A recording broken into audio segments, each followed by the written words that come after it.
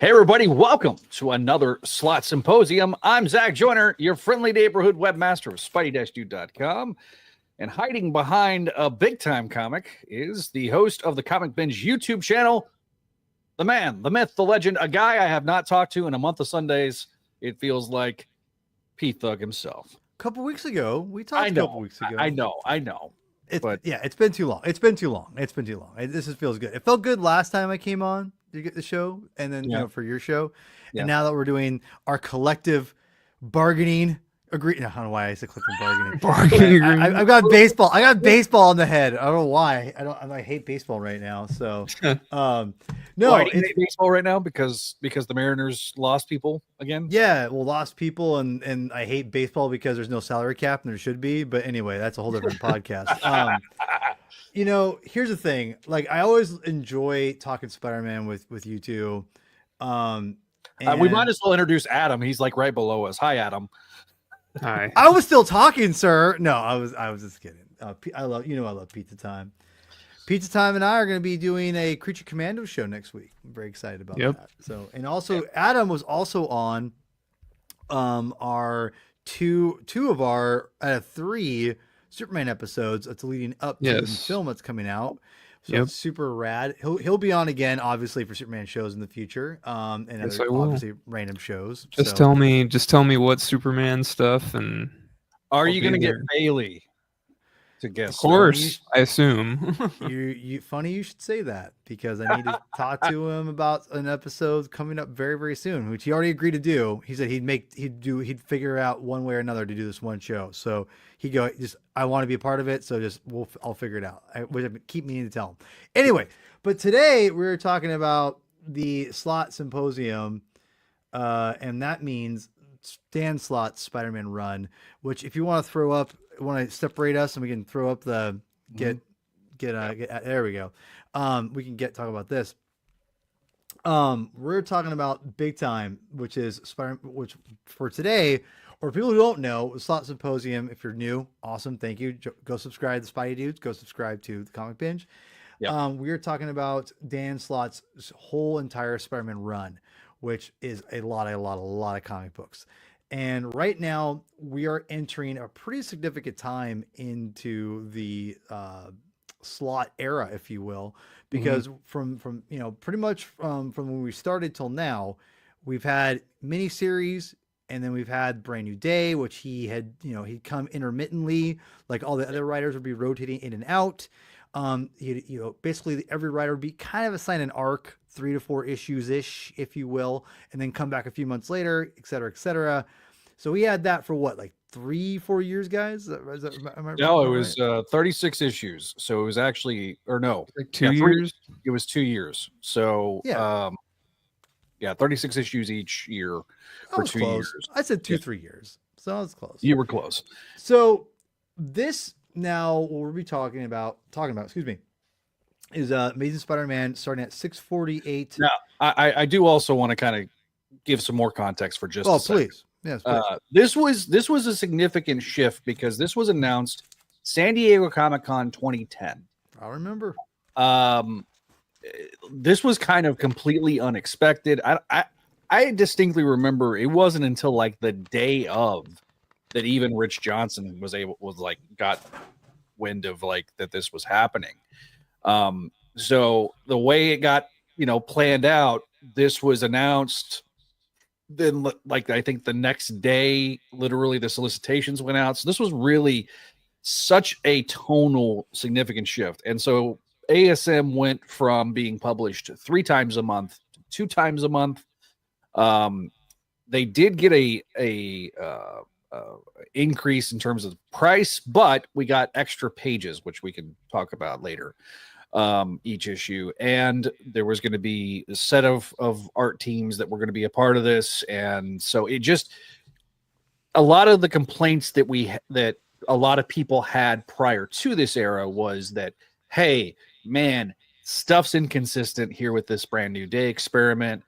We got everybody jumping, and so Slott kind of won Survivor Spider-Man, and was the last of to be voted off the island. And so he gets the he gets the nod, the baton. And interestingly, he did not write anything from basically February of 2010 all the way until November. So he had a lot of build up and was working on a lot of this while they were wrapping up the Brand New Day stuff. So that just kind of shows you the long-term planning that there was before we get to this point. Well, and you know, and we're covering 648 to 651. And Adam, shout out to you for helping curate like our reading order, which has been really helpful, to be quite honest. And you know, like kind of what you said, I remember this being very like for Spider-Man fans who read the book regularly, like from the old Crawl Space days, and there was a lot of hoopla about this because, you know, whatever. And I remember getting arguments with somebody over there, which we'll not mention, about this very thing. And and again, if you guys are tracking what I've talked about the show up, you know, from the previous episodes and the previous issues with Dan Slott, I've enjoyed this you know, and I will want to say before we even get into everything, I did enjoy these comics when they came out. We're going to talk about all this in a little bit, but I did enjoy this, and but I also did, reflecting on it as well. I was very much glad to get Dan Slott on a regular basis, because the one problem with Brand New Day, that even as someone who enjoyed a lot of it, it was definitely disjointed a lot. And, you know, even with Steve Wacker, who did 52, which is fantastic. I love 52 a ton. We reviewed this on the Comic Binge. Stephen Wacker was the editor on that and helped orchestrate that with some brilliant writers and artists. I felt that Brand New Day was a little more disjointed and not as cohesive as it needed to be. And Dan Slott was always usually my favorite writer of that group, and easily. New Ways to Die, love that story, still do.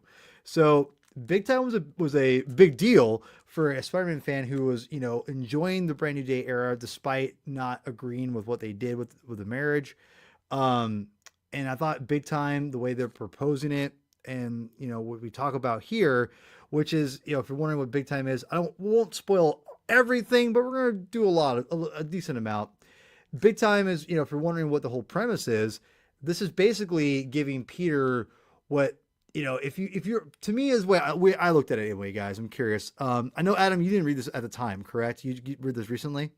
Yeah, that's right. Okay.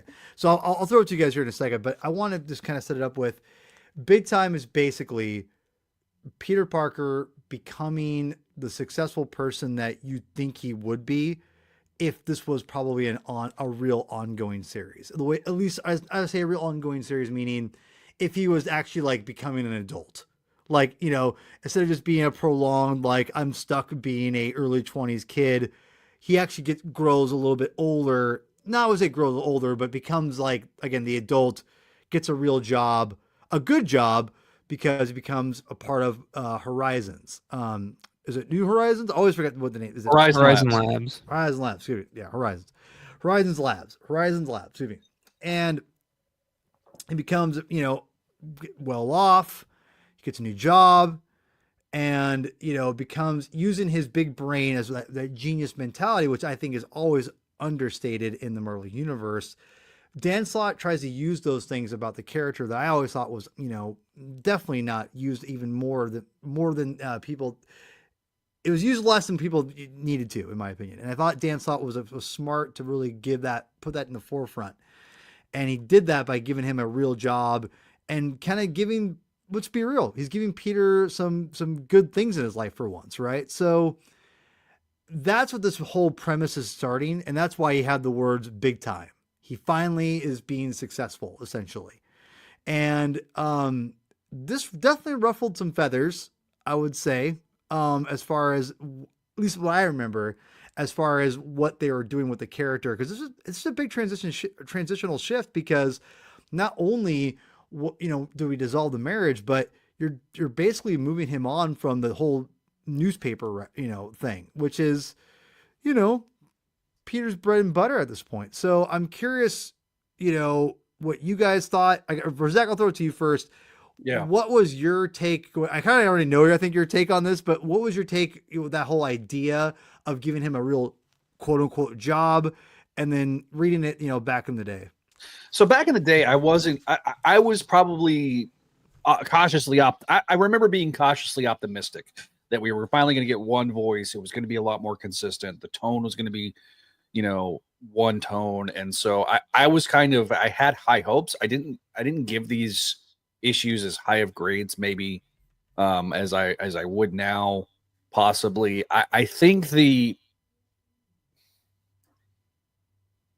I think this is was an attempt by Marvel and the staff, because one of the big criticisms of Brand New Day was how much they neutered Peter's development, right?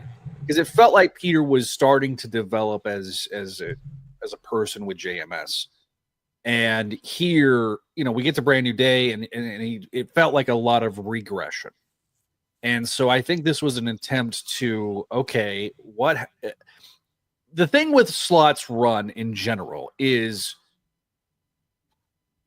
what if blank? Right. What if fair. Yeah. Peter gets his a dream job? What if Peter becomes a multinational billionaire philanthropist? Not there yet, but yeah, I know. Right. Yeah, right. What if Dr. Octopus steals his mind? What if? And so this was really kind of the genesis of that. Yeah. Obviously, the Brand New Day Definitely. stuff is sort of that preamble, but here, now that it's fully Slott, who was sort of in the driver's seat before, now he's in the driver's seat. There's nobody else to influence. It's just him. It's just Wacker, and they're gonna go, hey, what if Peter finally got a win?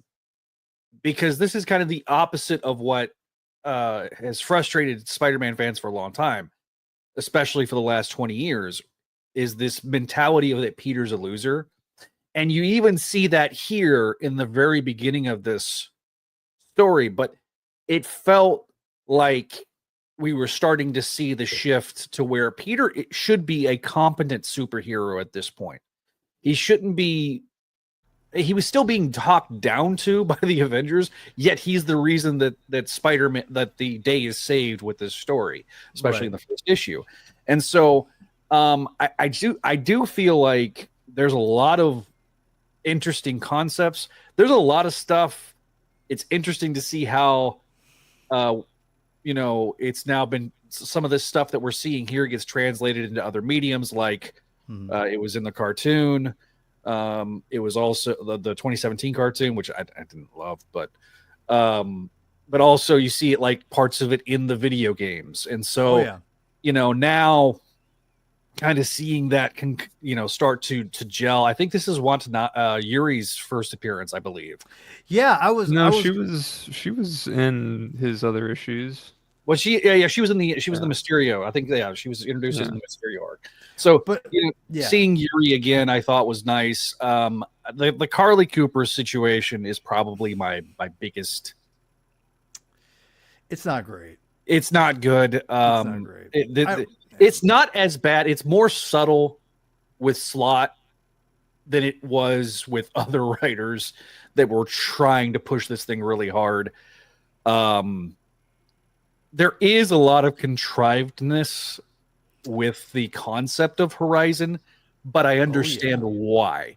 The criticisms that it's overly contrived, like, he just happens to be able to come and go as he pleases.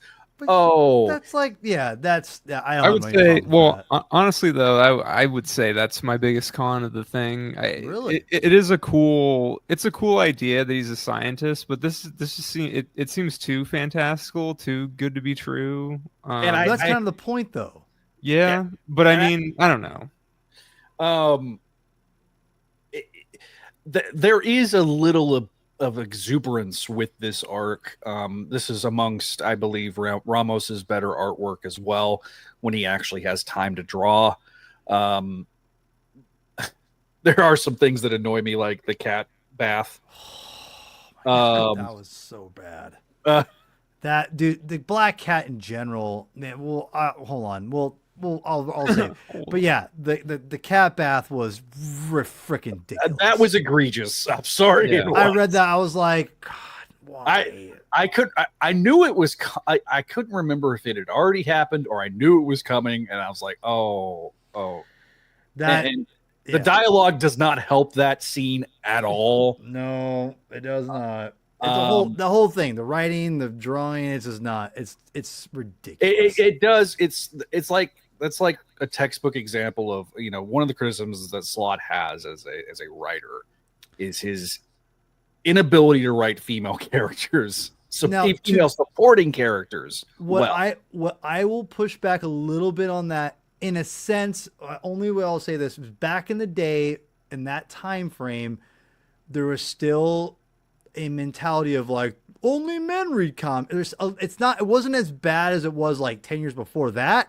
But there's still like we gotta play for the men, like let's put Felicia Hardy in a milk bath with her boobs is flopping up right here. Yeah, like where are her, like obviously we know that they couldn't draw nipples, but like there's a series of questions that I have, right? It's like, yeah. So I just want to say for the record, I think Dan Slott, he made some mistakes, but like it's hard for me to hold them responsible for like, how dare you write women like this? It's like, dude, read even women writing women like that in the comics back in the day. I mean, like, what I mean? Like that's what it felt like anyway. I mean, like it just was the times, and it was starting to slowly shift away from that. Thankfully, I'm not saying it was good because it was awful when I reread it this recently. So just for the record, I don't want to hold it against him because that just was of the times.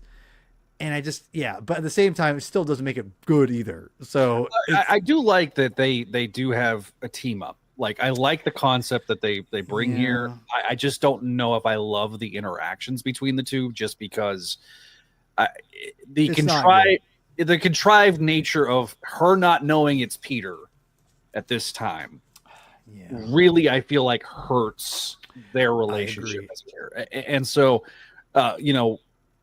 one of the things I always appreciated about Spencer was Spencer did a great job of that.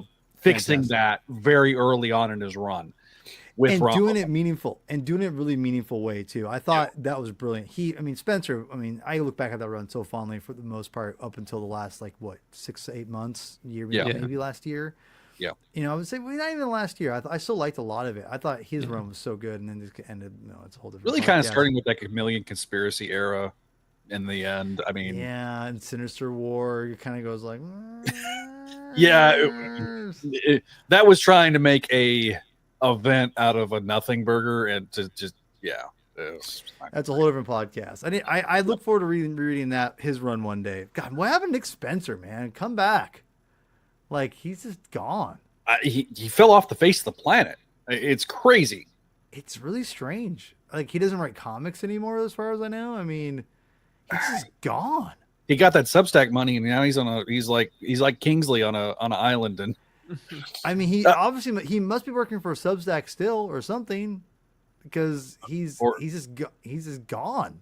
Yeah, I hope he's okay. So, anyway, it's funny because speaking of that, 648 reminds me a lot of Spencer's first issue.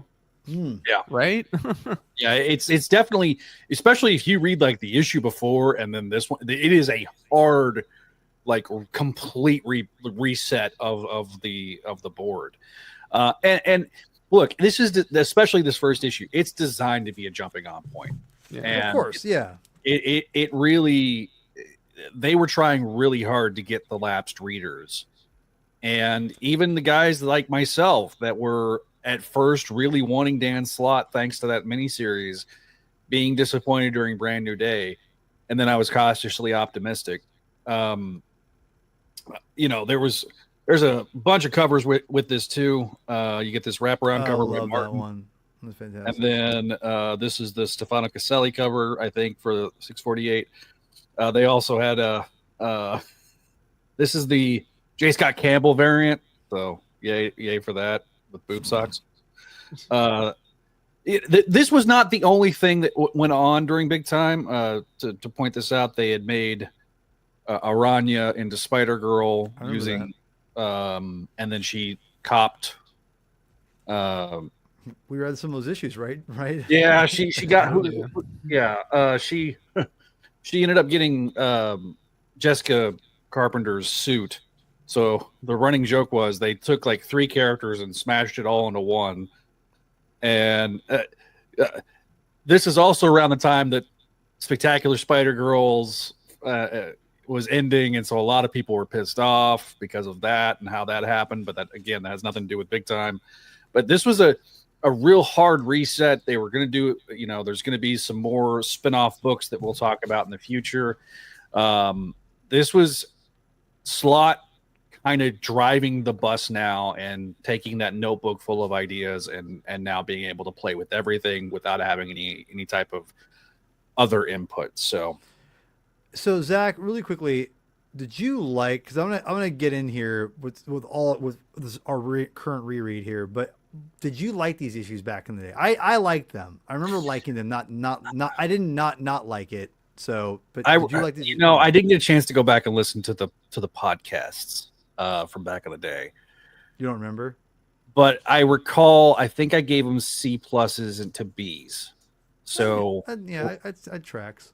I didn't. You were never the hateful one. I was always kind of, you know, when I really didn't like something, I didn't like it. But you know, back then I was in that cautiously optimistic area. There was a lot of drama by this point with Slott and Whacker on the front page and stuff, and so there was some of that lingering feelings, and so that air of negativity that was kind of permeated through the crawl space at that point. It just did it. One thing it was like, oh, this feels fresh, I think that it really was sorely needed. I think the fandom was kind of getting exhausted with Brand New Day. I agree. And them going to twice a month from 3 times a month was also better. And we were kind of getting, yes, we were paying a little more per issue, but we were getting extras. Now they eventually kind of went, you know, backed off on that later on, I think, like 6 months down the road. But this really felt like something special. And I remember Josh being at San Diego, my buddy Josh Bertoni, co-founder of the network, being at San Diego, getting to interview Dan. There was a lot of excitement. Dan accidentally let it slip who the new Venom was going to be, which Josh didn't mean to rope him into a corner, but he kind of did. But yeah, so there's a lot of these first 4 issues are definitely world building, which I think, good, bad, or indifferent, Slott kind of can do really well. So what I'm going to do is I'm going to give you my fresh take on these issues, and I'm going to throw it to Adam, then I'll throw it to Zach afterwards, after the rereads. Because Adam, you haven't read these issues yet. I just want to get this out of the way first, because as someone who's here probably likes Brand New Day more than most people, and I've liked it up, you know, reading these comic books. I've liked, you know, the Dan Slott stuff, and not all Brand New Day stuff was flawless or were great, but I've liked majority of Dan Slott's comic books. Obviously being partnered with Marcos was, you know, it's hard not to, you know, love that. Right. So when we finally set out to schedule this episode finally, and Adam gave me the issues, I'm like, Big Time. I remember liking Big Time. I read them. I'm going to be honest. Didn't like it. Ooh. I did not like it. Oh, wow. That's why I told you guys it's going to be interesting. You didn't like these 4 issues? Not really. Wow. Okay. And I'm going to tell you why. You throw up, so this issue, I thought is way too compressed. I always complain there's comics are way too decompressed these days. This thing was like, hold up, what's like, hey, Uric, hey, remember this? Hey, guess what? Here's new people. Hey, you want new supporting staff? Here. It's like, whoa, chill, dude, chill, bruh. Like, remember front lines? Oh yeah, forget it. We got new people back. Wait, what this? It's like, whoa. And this first issue feels like it was like now that Dan has full control, he's like, all the shit that I didn't like that we were having to deal with, I'm getting rid of immediately. Right? Okay, so then I'm like, okay. And how about this? I liked it. I mean, just not like it. I just didn't like it as much as I thought it was, because there's definitely parts I liked about it. It wasn't, they weren't not enjoyable. It just weren't great. And it wasn't, and I wouldn't call them good. They're just like, it was just kind of mediocre to like below average at some points, I would say.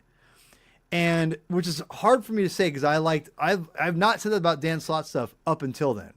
For the record, I've been pretty much defending Dan Slott, it feels like.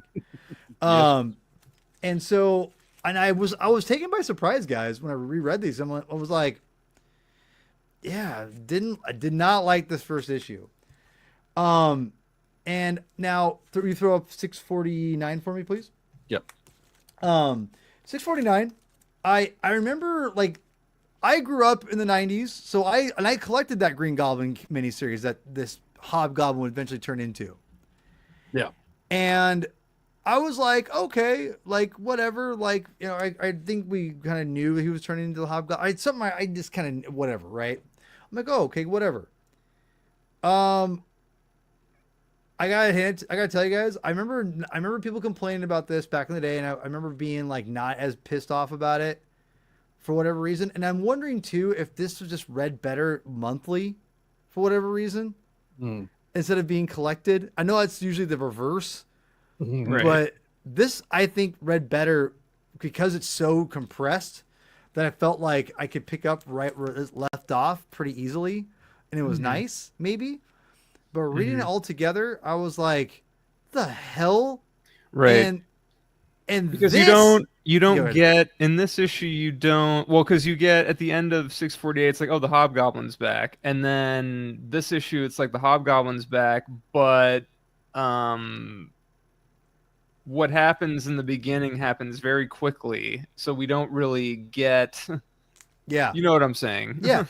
And so Yeah. let me finish this up and I'll throw it to you guys. Mhm. I thought this was a big mistake.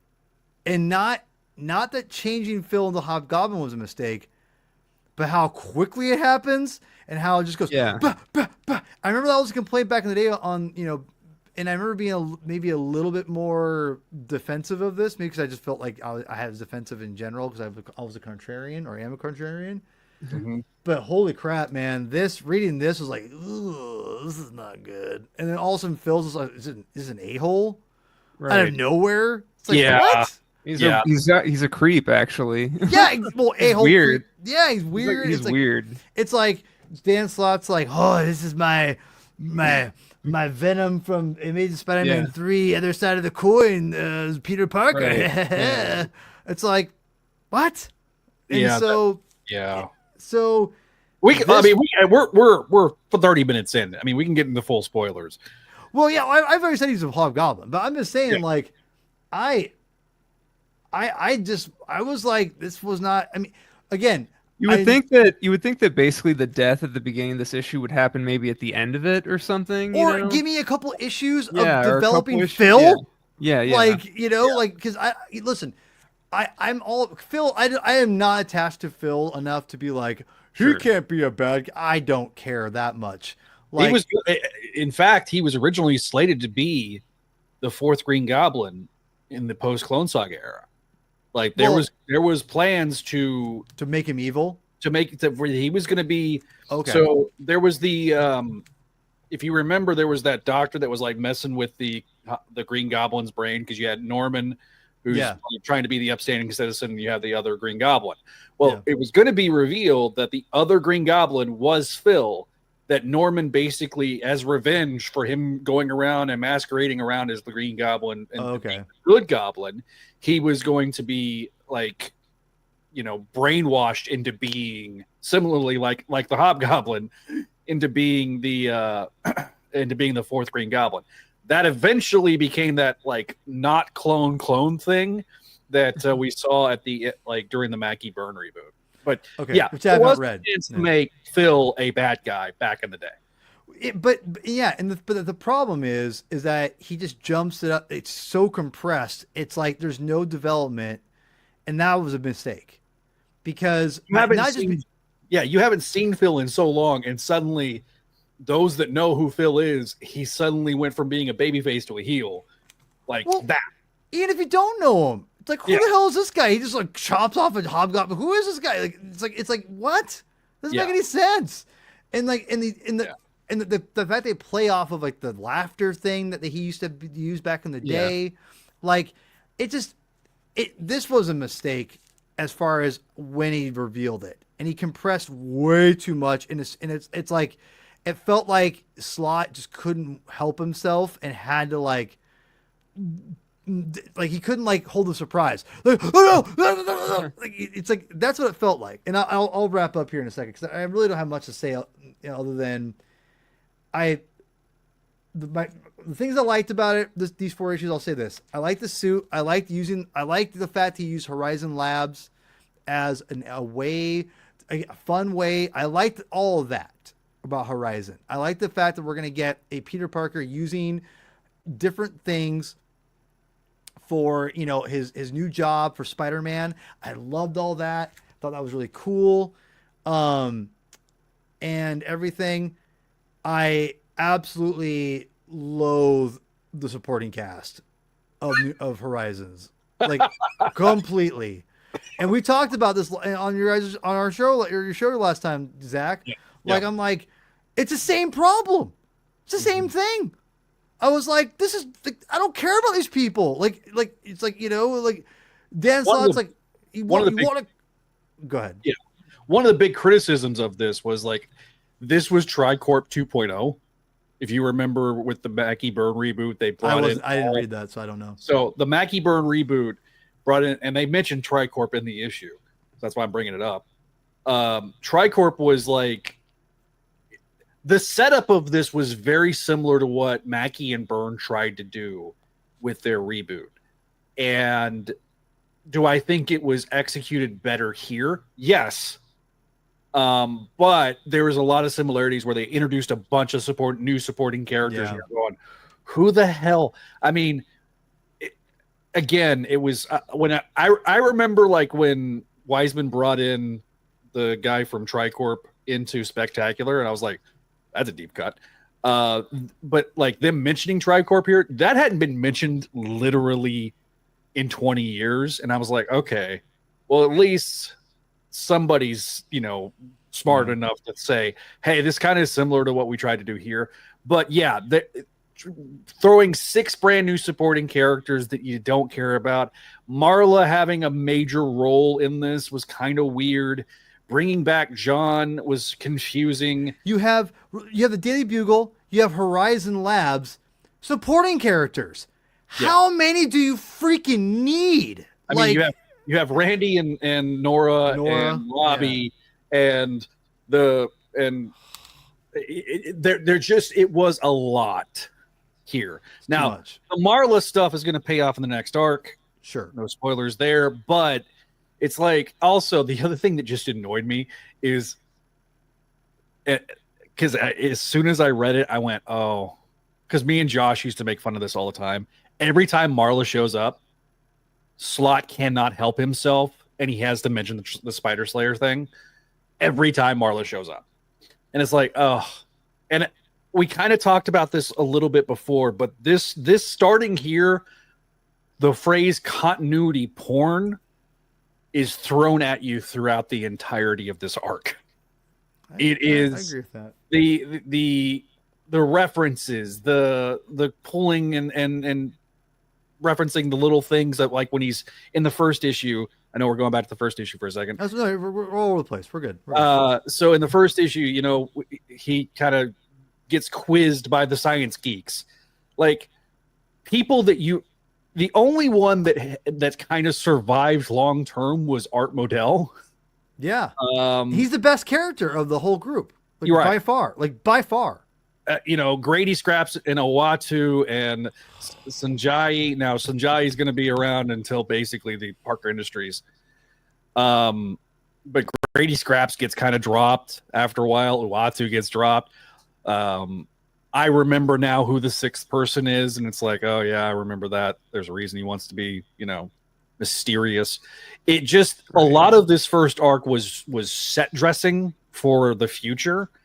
But like you say, especially in that first issue, we spend a lot of pages of, checking in with pretty much everybody. You get Betty and Flash. You get MJ and that really cringe scene with MJ and Peter, where Peter's like, "Hey, I need a place to crash," and she just laughs in his face, and it's like, oh, that's just no, stop. That's nobody wanted that shit.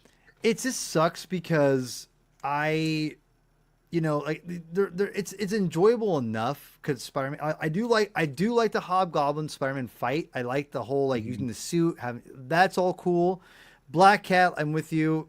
Not used great. I don't like also being like, I want to be Avenger Spider. It's like doesn't track for me. That doesn't track for me. No, that was a criticism that I have had a lot with Slott was the plot was driving the characters. The characters did not drive this plot. It's Slott's idea, and then he's stuffing the characters into the box that he wants to stuff them into. I would say in this, yes, absolutely, for sure. And so Black Cat's a great example. MJ's a good example. May, yes and no. The bit with May literally coming and grabbing him out of bed and making him in the shower, weird. Taking him to school or work for the first time. Just was like, bro, my mom would not do that. My dad would not do that. That's just the worst impulses of Aunt May being displayed here, of her being over effing bearing. And it's like, oh God, this is why I don't like the old bat being alive. I mean, it's not. No, I agree with you. There's just a lot of little things like that in this that just kind of makes it just drags the book down. Mm-hmm. Adam, I want to hear what you say, because you've never really read these issues. What was your take on all this? Here it comes. One thing I think is interesting, and I think I mentioned this the last time when we did Mysterioso, because it reminds me of that. Slott his tone is interesting because it's all kind of, I guess, fun and freewheeling and stuff, and it's kind of, Silver Agey, Bronze Agey, 60s, 70s kind of a thing. It's definitely Bronze. I would definitely say it's heavily influenced by Bronze. Yeah, and then you have just this you have Phil and his weird creepiness and his just that brutality, chopping off heads and just killing people and it's interesting to me that it's all light and fun, and then it gets super dark. Geez, kids are reading this, man. I think maybe, but it's because it's like a kid's book, and then all of a sudden we're almost in hard R or a light R, and it's all right. Yeah. I mean, when you have the decapitated head of Phil, of Kingsley, a lot of people, I remember the one big criticism of those first couple issues was, what the F? You killed off Kingsley and did it in such a grotesque fashion, and then later on, there's a retcon that they tried to shoehorn in. And it's no. Rereading and knowing what the retcon is and rereading these books is dude, there's no way. The way you did that was to definitively make everybody believe that it's not Daniel Kingsley, Roderick Kingsley dead. Come on, that's not you did that on purpose because you have this great idea for a new Hobgoblin. I love the last. It is interesting. That is the thing. Everyone's always saying, Slott has interesting ideas, but maybe so execution, or your mileage may vary on his execution. But I mean, reading this, I understand, I think, why people would like this and, gravitate toward it, like, because it's a decent jumping on point. Like I said, the first 648 reminds me a lot of Spencer's first issue. Like, though, there's an Avengers problem and Peter solves it, and yeah. But then I don't know, like, then I feel like sometimes his Spider-Man is too Bugs Bunny. Like, Spider-Man can be described as Bugs Bunny-esque, but then there's like, I almost feel like Slott writes him too much like a Bugs Bunny type, where it's a little, he's too goofy sometimes as Spider-Man, and I don't know. I get why I can see why this is attractive to people, though. It's just, I don't know. It's a good jumping on point for people. Yeah. But I think that's the thing is like, but if you're jumping on for the first time and you're reading 5,000 different different characters in the book, it's like, come on. It's overwhelming. It is. But it's also, I guess, you do, I mean, it is like checking in with the supporting cast, I guess, to sort of get a new reader to understand the relationships in a brief way, but you don't need them. You don't need, like, you literally don't need, in my opinion, you could just do a simple, like, hey, I'm Phil, like, like you connect Hobgoblin with Phil, and that's why he's in the book, or like even just happen to be like Peter be checking in with Robbie, like his friend, like just establishing that, like, hey Robbie, I'm moving, I got a new job at Horizon, that pretty rad, which hey, we should do a feature on you, Pete, like, whatever, like, or whatever, do something like Horizon, we can like hang out, like, and then all of a sudden you have Pete like show up, and then Phil's there, and who's Phil, blah, blah, blah, and build that up. It's like, you don't have to show a billion characters and be like, hey Pete, hey, you guys remember he spoke for the day Buell, now it's the new this, blah blah blah, and blah blah blah. It's just like, I get it, dude. Like, you could do that over time, but not only that, but you don't have to show the whole audience, especially for a new audience, that you're like, big time, jump on this new ongoing story. It's like, okay, who are 80% of these people? Like, it's just, I mean, just so that everybody knows. So like, I've got like the that reminds me, because there is like an editor's note in this where it's like, I think it might be a Phil thing, or it was like, it's an editor's note that was like, Phil was Green Goblin in the 90s, or like miniseries, and it's like that this is like 20, like that miniseries is like what, 95, and it's like, this is 2011, so it's like, geez.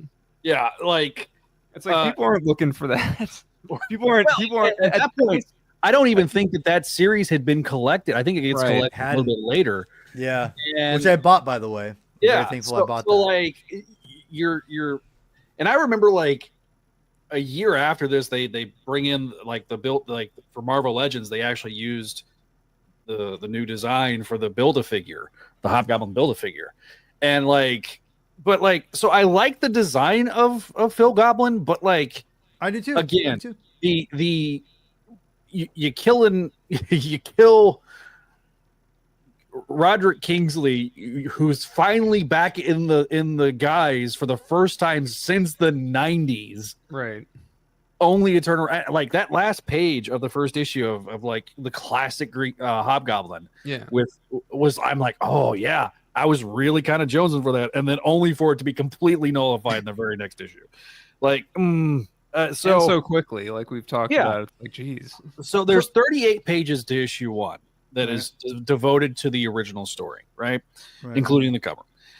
In the first 38 pages, we have 4 pages of Avengers, then 3 pages of Marla and Jonah and shenanigans.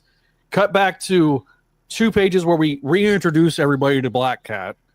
We have Doc Ock, kind of working behind the scenes. Then Peter finally solves the problem, and we're only halfway in the book. We still got another full half the book left. This goes to what you're saying, is that he crammed so much stuff in here. We then get Peter no longer having to deal with Michelle Rodriguez. Oh, that's right. She gets thrown out the door. Yeah, she gets kicked out the door. Then we have the montage of Peter talking to Randy, talking to freaking Carly, talking to everybody, and then he just happens to go to Aunt May's, like Aunt May and John Senior's penthouse, because he's like, I gotta figure out a place to stay, and then immediately we're introduced to Horizon Labs. Like all of that is in the first. Oh, and as a side, to set up our next arc, we have like little bits and pieces peppered throughout here with the Spider Slayers. It's like, oh, then we have the whole thing with the Horizon Labs. You literally, and then we get to the Horizon Labs scene where a contrived thing happens, and then we get like the last scene of the book is Kingpin and Hobgoblin, and then we get 6 pages of freaking Spider-Girl preview. It's like, whoa, holy crap, that's a lot in the first issue. It's too much. And I know part of it was in response to there especially like that Origin of the Species arc felt like a lot of decompression, and so this was like the pendulum swinging so hard to the other side. But yeah, that's a lot in that first issue, and then you get to the second issue where obvious. I did like the fact that the cover somewhat reflected what goes on in each issue, which was kind of nice. Yeah, I'm not gonna lie. Agreed. Especially after Brand New Day, which a lot of the covers were packs of lies. But like, you spend a long time in the second issue. It's 6 pages of Hobgoblin stuff before you get to the credits page. It's like, or 9 pages. I'm sorry. That's a lot of pages. That's a lot of pages. And it's like almost half the book. Yeah. Yeah, because like the second issue is not as long. It's 32 pages. Still. But yeah, like a third of the book is that scene with the Hobgoblin, and it feels extremely fast. Now, part of this I also think too is Ramos's artwork has a speed to it, kind of feels very kinetic. Yeah. And so it feels very quick to read, but like you have a character that's been around for, at that point, 25, almost 30 years in Hobgoblin, to just unceremoniously murder him very, very quickly. Like I said, it just was, yeah. So, but Adam, what reading these? What was your final take on these issues? I mean, it's fine, I guess. Like I said, I get why people would like this. It's enjoyable for the most part. I mean, it's okay. Like, I don't know, good introductory to everything. Like, yeah, and the thing about the Hobgoblin redesign is like, what if we gave the Hobgoblin flying wings? What if we gave the Hobgoblin a flaming freaking sword? Which I think that those are cool aesthetics, though. I'm not going to hate on that, but I think it's fine for a revamp and to make it, set them apart, because I think that was the whole. I mean, that's the idea here, right? Is like, we want a new hip young Hobgoblin, and so he's got all these cool things, and this sets him apart. And so I guess like in wrapping up, then I would say for me, and wrap the show up here. Yeah, I've got a little thoughts, but yeah, go on. No, yeah, you'll have your say here in a second. Just for my final thoughts and just kind of my general closing out for me. I didn't love these very much. I definitely liked them way less this time. That much I know for a fact, which is really disappointing, because I've liked all the issues we've read up until here. Like, this is definitely my most disliked aspect of Dan Slott's run so far. And I know there's parts of this eventually we'll get to that I know I don't like already. So I'm like, I hope this is not retroactively. There's also, but there's also parts I really like that are coming up too. I mean, so like, I know I was surprised at how much I didn't like this the second time through, which is a bummer. And a part of it's because of things like Felicia. I think she's out of character / not just. She's just not, like, I don't know. Just certain people get Felicia, certain people just don't. And I don't think so far Dan Slott does not get Felicia, and I don't really like this version or this interpretation of the character for the most part. And but the one thing that the through line that I will say that I think that, I don't like Phil's Hobgoblin like ascendancy out of nowhere. I do like Phil's Hobgoblin, but not like the introduction of him and the evolution of him. Yeah. Or Goblin King, if you will. Eventually. Oh, yeah. Eventually. But I will say the through line of why I think these aren't just complete dog shit is because, in my opinion, Dan Slott still writes Spider-Man as a character almost better than anyone writing Spider-Man today still. So I think that's why that's still a awfully hot take, my friend. I don't know if I necessarily agree with it, but I'm just saying as a consistently as a character, consistent. Like I can read it. I know what to expect. I enjoy. I laugh. I giggle. I have fun.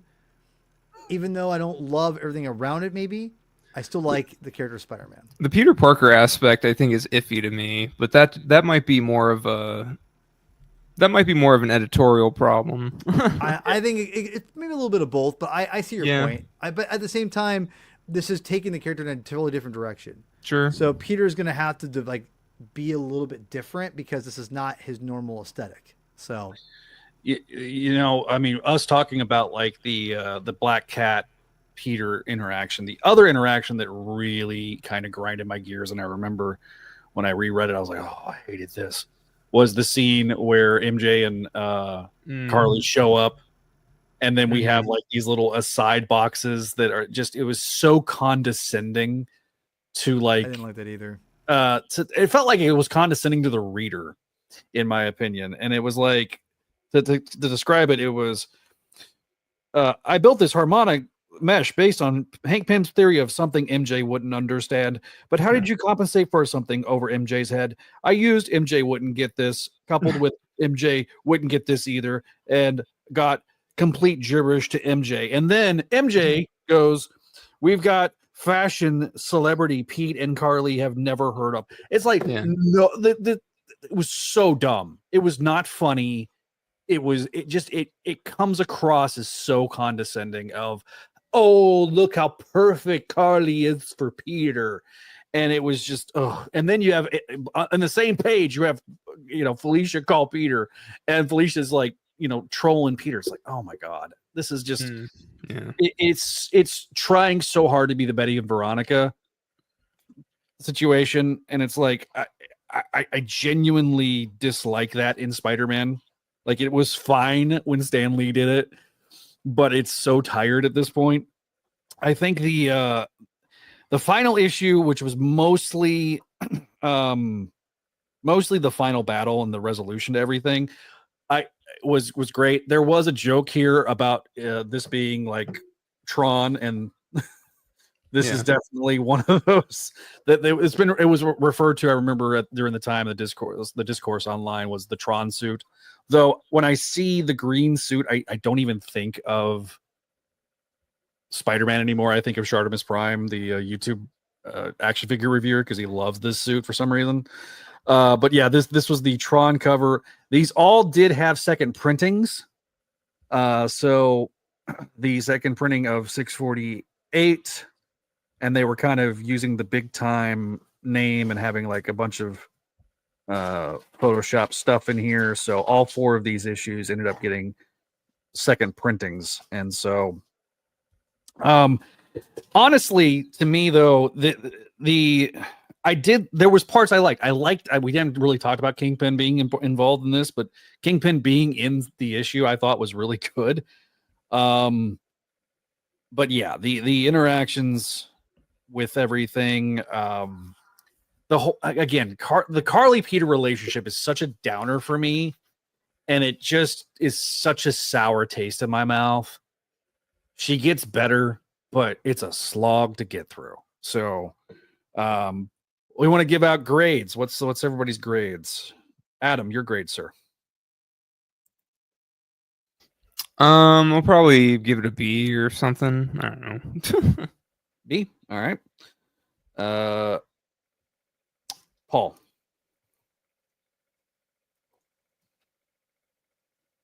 You're muted, buddy.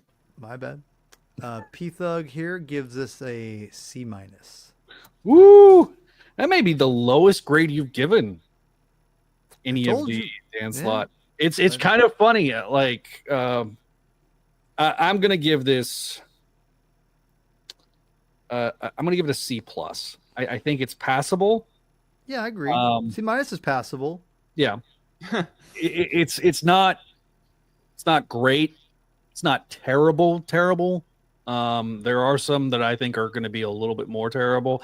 Although next arc we get Stefano Caselli, and I am happy in my bones for that. But yeah,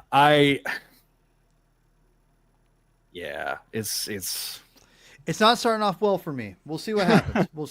Yeah, I mean, so this is really kind of the next phase of this is the next Slott phase. Symposium, where we're going to get in the big time era. We'll get a couple of more arcs in, and then we're going to bring in possibly another person to come talk about this era of Slott's writing. It is interesting. Like I say, for me, I'm going to go back and I'm going to go listen to my old former self in a past life and kind of recall what I was giving, because I wasn't consistently on the show all the time on Crawl Space. So I think there was a few times where I missed a few episodes here and there. And so, but yeah, this era, going to be kind of interesting to see how we get through it. I'm not going to lie. I'm kind of shocked that Paul didn't like it as much as I thought. I knew you'd be surprised, and I'm not just doing it because I want to be, whatever. I'm just being real. I was disappointed the fact that I didn't like it as much as I wanted to. So, well, yeah. On that note, let me go ahead and give the shout outs to our patrons over at patreon.com/Spideydude Network. Thanks again to everybody that is contributing. Allison, Cindy, Ed, Eric, Georgia, Greg, Janelle, Jessica, Joyce, Catherine, Kale, Laura Howard, Lump Moose, Master Dram, Phoenician, RJ, Vanessa, Vicky, as well as our spectacular patrons like Sarah and Tara, our VIPs, Vickman and Walter. Thank you guys for your support. As always, if you have not checked out the Comic Binge YouTube channel, go check out the Comic Binge. This is always a joy to do and kind of do this, This past year, though, has been so crazy for this channel, for the network. SDE, we're doing almost weekly now, which is nuts to me. I mean, I remember when this was going to be the second episode of the second show of the month. And now basically it's just, we're going to get it done when we get it done. I mean, adding Spec and Ultimate, I think, has been a net positive, because we've added new people on those shows and brought new people in. And so it's been kind of a lot of fun. I don't know when this is going out, truth be told. So there's going to be some editing involved. But when it does, we'll let you know. Obviously, I'll let Paul know. But thank you guys for watching. If you're watching us live, if you're listening to the audio edition, give us that 5-star review. Leave us a review, and we'll read any and all feedback on a future episode. If you have not already, find us on the social medias. Where can they find you, Mr. P-Thug, on the socials? You can find me on X, formerly Twitter, at Hermann22 with 2 N's, aka P-Thug. Also find me on Blue Sky, the channel. Yeah, baby. At Comic Binge, or is it the Comic Binge? Oh god, I gotta look at this. I think so. Yeah. I think so. It's been a. Let me see here. The Comic Binge, Blue Sky, also aka P Thug. I've been really enjoying it there. I want more. It's steadily growing, it feels like, and I just wanted to keep going because I want to get more of my people from X over there, because it's way cooler. It's just, honestly, it's aesthetically, it's cooler. It's just like it feels like old school Twitter.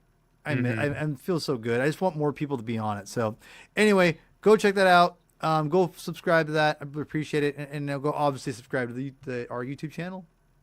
Yeah, depending on what channel you're watching this on, go subscribe to the opposite channel. That would be wonderful. Adam, you're where can they find you, buddy?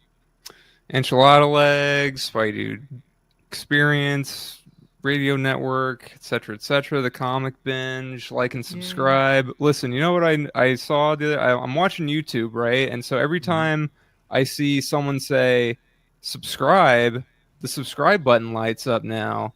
So yeah, like and subscribe. to the channel. Yeah, And look at that button light up. It's cool. Yeah. Anyway. So it's coming soon.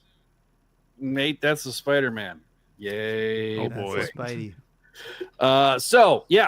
If you have not already, go find us. I am on Blue Sky as well, at Spideydude Radio on Twitter/X, at Facebook, Spideydude at Spideydude Network, Instagram, and Threads. Also at Spideydude Official on Instagram. If you have not already subscribed to us over on the YouTube channel, go find us at Spideydude Radio Network on YouTube. If you want to leave us a voicemail and just have somebody other than our resident Joker, aka Walter, leave us a voicemail. You can leave us a voicemail at 818-925-6631. Thank you guys for watching. Thank you guys for participating. And we'll see you next time here on the Spideydude Radio Network and the Comic Binge YouTube channel.